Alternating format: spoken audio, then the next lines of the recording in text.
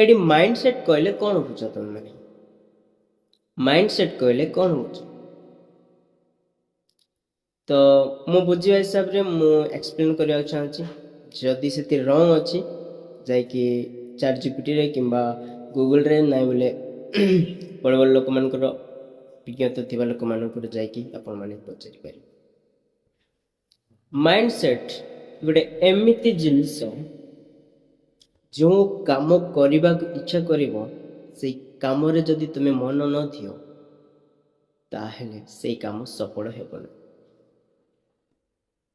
ଯଦି ତୁମେ ସେହି କାମରେ ଯଦି ୱାନ୍ ଟାଇମ୍ ଯଦି ମନ ଦେଇଥିଲ, ଯେତେ କଷ୍ଟ ନ ହେଉ କାହିଁକି ସେ କାମ କରିବା ପାଇଁ ବାଧ୍ୟ କରିବ।